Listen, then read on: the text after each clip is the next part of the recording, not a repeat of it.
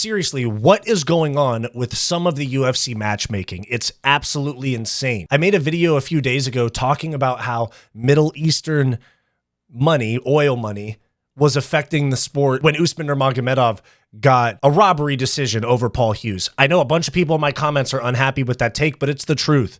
I mean, at the very, very most, should have been a draw. For example, if Umar Nurmagomedov fought Merab Dvalishvili in Abu Dhabi, he would have gotten a 49-46 scorecard. I'm telling you. You guys can say what you want in the comments. I don't care. But the real important thing is that we are seeing some very confusing booking coming up, because this next week we have UFC Saudi Arabia headlined by Israel Adesanya as a fight night. That is one of the most stacked cards I've seen in a while. And then the weekend after that, we have UFC 312 DDP versus Strickland 2. And that's one of the worst pay-per-views I have ever seen. Maybe the worst, actually. We're going to talk about what's going on with the UFC matchmaking and how Australian fans are getting screwed out of a good card, and UFC fans are being asked to pay $80 for a pay-per-view on ESPN that is subpar quality. It's not the first time, but this might be the most egregious. So stick around. We're going to talk about UFC 312 and UFC Saudi Arabia coming up in these next 2 weeks. I'm Wyatt, and this is Fight Society.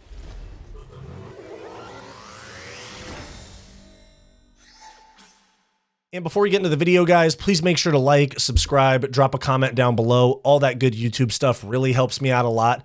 And if you want access to bonus content and you want to support the channel even further, become a channel member through the link below this video or the join button on our channel homepage. Thank you very much. Back to the video. Coming up this weekend, we have UFC Fight Night Adesanya versus Imavov.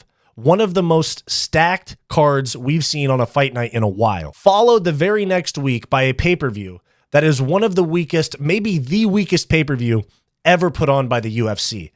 And I don't understand what's going on. Why are we being expected to pay $80 to view this, and we get to watch this for free? Why are the fans in the Middle East getting this card, amazing fight night card? I mean, at the very least,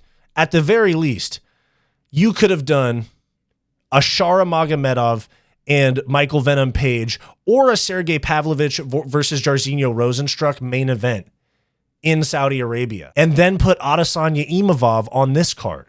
#1 contender fight or something. Izzy is from the Australia, New Zealand region of the world. It feels like a massive miss that Israel Adesanya is not helping build this card. But that just shows you how much money Saudi Arabia is paying the UFC to put on events. Let's take a look at both events and we'll compare them, and just how wild it is that this is a fight night and the following week is pay-per-view. So we have the main event, Israel Adesanya versus Nassourdine Imavov. Fantastic fight. It's going to be a super technical striking battle. We have contender Izzy back, which is amazing. And he was a lot more aggressive in the fight versus DDP. Ended up getting finished, but contender Izzy is the exciting version of Izzy. We might see him put on like a true classic style bender performance this weekend, because when he was champion, he fought very safe. Then he got absolutely dominated by Strickland, came back, and as contender Izzy, although he lost, it was a fantastic fight at UFC 305 against DDP. Fantastic fight. Got finished, but it was way more exciting than anything Izzy had done for like the 3 or 4 years he was champion. And Nassourdine Imavov is coming off of a 2024 where he beat Jared Cannonier, Brendan Allen, and Roman Dolidze, who are all tough middleweights. So this is like a very valid top 5 matchup that could decide, even though Izzy doesn't deserve another title shot, it could decide who fights Khamzat Chimaev versus the winner of Strickland DDP, because Dana White laid it out pretty clearly. The winner of DDP Strickland is going to fight Khamzat, and this fight right here, Adesanya Imavov, could decide who's the next in line after that fight. Co-main event, we have Shara Putin Magomedov, also known as Shara Bullet, against Michael Venom Page, who has said that this is a one-off at middleweight. He said he's going to go back to 170 pounds after this fight. Amazing. Another super technical striking, creative striking that we're going to see as well from Shara and Michael Page. Fantastic fight. Sergey Pavlovich and Rozenstruik, top 5 heavyweight. Said Nurmagomedov against Vinicius Oliveira, who's quickly making himself into one of the most exciting prospects at 135 pounds. We have Alaskarov Muniz, Muhammad Nainov against Khan Offley, return of the GOAT Shamil Gaziev, ranked 14th at heavyweight against a very, very game heavyweight in Thomas Peterson. And then we also have some really good prelim fights. Faris Ziam, Mike Davis, Terrence McKinney, Demir Hasdovich, Jamal Pogues, and Hamdi Abdel Wahab, and a few other fights as well. This is a pay-per-view right here. Like literally, let's just say that Izzy versus Imavov was for a belt. The rest of this would be perfectly fine as a pay-per-view, I'm telling you. When we move to the next week, DDP versus Strickland 2. Okay, great main event. A lot of people wanted to see Hamzat, but this is what they talked about before Hamzat beat Whitaker. This was the fight they talked about doing. Co-main event, Zhang Weili, Tatiana Suarez, which I don't mind. Zhang Weili, one of the most exciting women's fighters on the roster, maybe the most exciting. And this is going to be a fantastic fight. Tatiana Suarez has been viewed as like the uncrowned champ in some people's eyes for a long time, despite years and years of injuries. It's going to be a really tough fight. I'm still probably going to take Zhang Weili. But aside from that, we have to talk about the rest of this card. And this is why Israel Adesanya should have been the feature fight on this card. You could have done DDP Strickland and then women's title fight as the co-main, Izzy Imavov, 3-round or 5-round right here. But no, we have Justin Tafa and Taliesin Teixeira. Okay. Jimmy Crute, who hasn't fought in 2 years, and Rodolfo Bellato. This is a UFC pay-per-view main card, guys. Jake Matthews, Francisco Prado.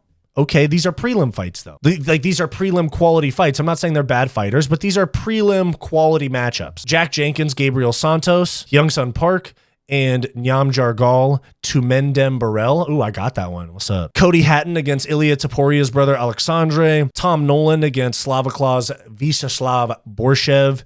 Quillen Salkild against Anshul Jabli. The Joker girl that paints her face like the Joker. Kevin Giussette, trying to bounce back from the Brian Battle loss. But guys, this is a UFC paper in 2025. Look at this. This is disappointing shit right here. This is what they do.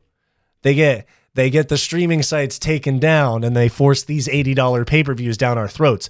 Now, I'm going to make a separate video this week as to why I think the UFC is going to end up on Netflix and the pay-per-views are going to be no more after this year. I think they'll still be numbered cards where they have titles and shit like that, but they're not going to be pay-per-view format. It's going to be under a Netflix membership. But I mean, guys, this is what they're feeding us for a pay-per-view main card. $80. DDP Strickland. Cool. Zhang Weili, Tatiana Suarez. Cool. What the hell is this? $80 to watch Justin Tafa and Taliesin Teixeira throw haymakers at each other after they're gassed in the first 90 seconds. What the fuck is this, Dana? Compared to this, it's just even more disrespectful too.